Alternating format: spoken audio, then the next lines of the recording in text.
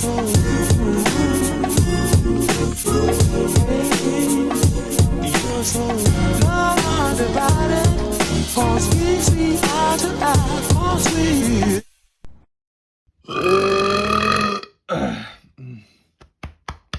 is better. That's a lot better.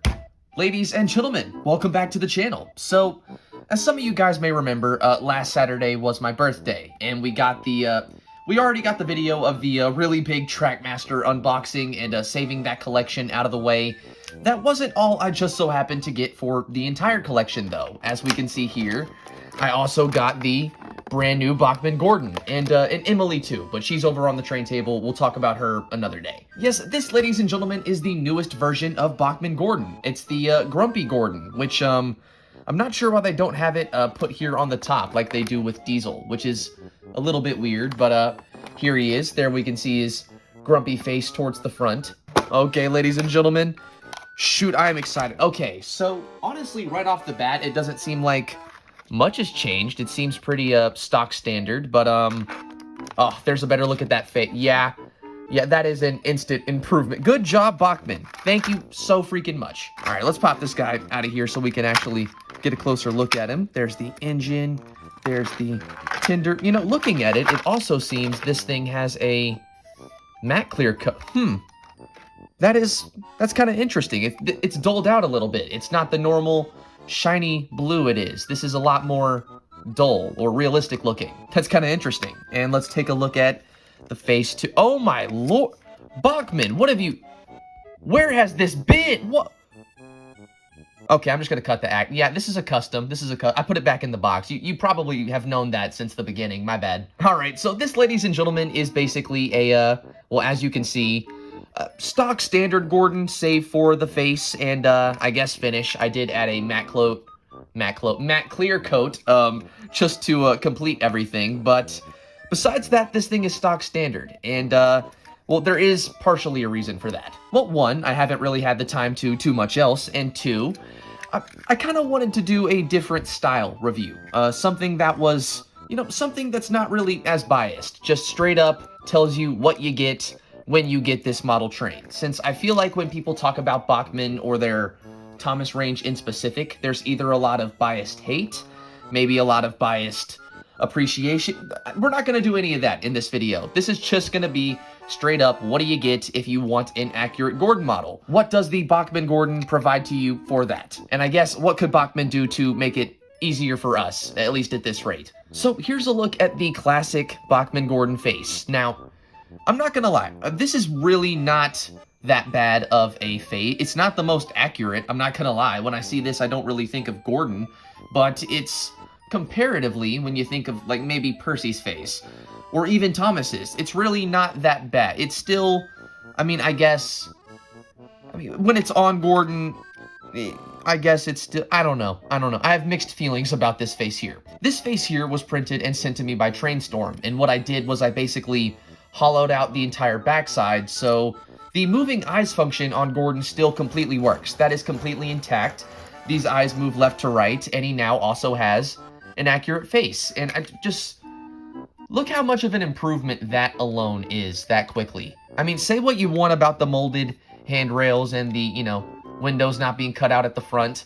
Just having a, you know, more realistic face, or I guess more accurate face, would make these things so much more, I don't even know the best way to describe this. They would just be so much more with the smallest tweaks. For example, better faces. Look at that. That is just, it speaks for itself, really. So, save for this face, what else is there to critique about Bachmann Gordon? I don't really think the finish is anything to critique. I just prefer a matte clear look on models. It feels more realistic to me.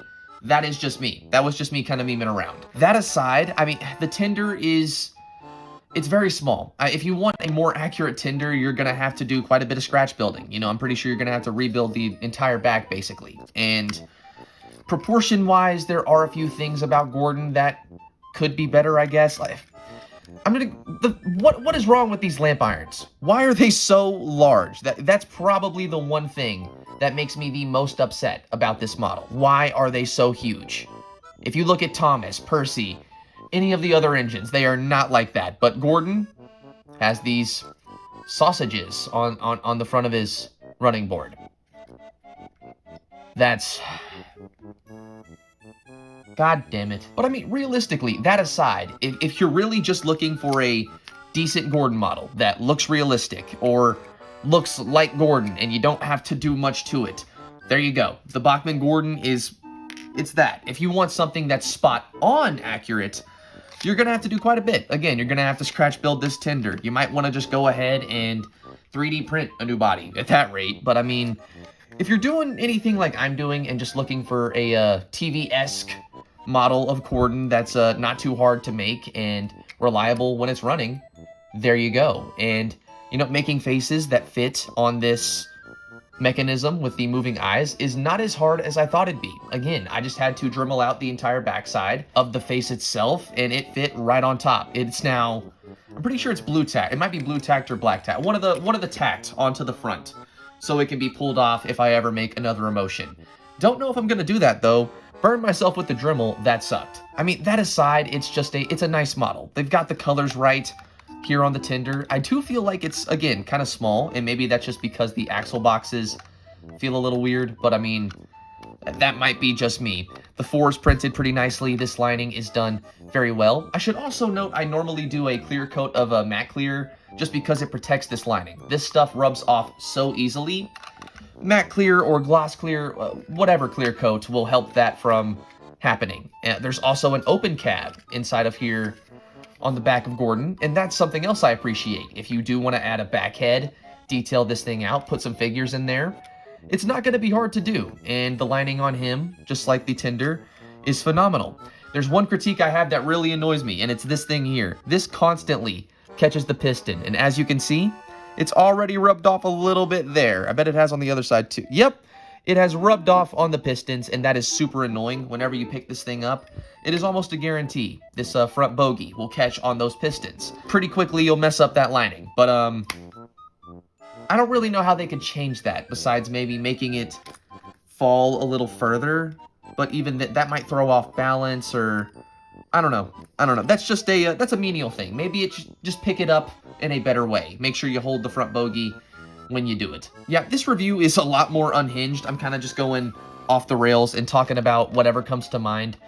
This is just meant to be if you want the Bachmann Gordon, or if you're maybe back and forth on getting the Bachmann Gordon, what you need to know, or how I feel about it, just uncensored. And I can't lie, this is a damn good model. I don't know if I'd call it Bachmann's best, because like I said, there are some pretty glaring things that I gotta critique, like the face, these lamp irons, this bogey problem, which kind of sucks, but I mean, to be fair, I did say Rosie was one of Bachmann's best, and her wheels chip off paint like nobody's business. So, now, I guess at that rate, we could definitely call Gordon one of Bachmann's best, but he could be better, and I think we're gonna underline that last part of the sentence. He could be a lot better, and I hope this face change shows you how much, and maybe pointing out this lamp iron thing counts for something. Again, this isn't meant to be the most serious review, it's just meant to let you know how I feel. And if I had to rate this thing out of 10, I think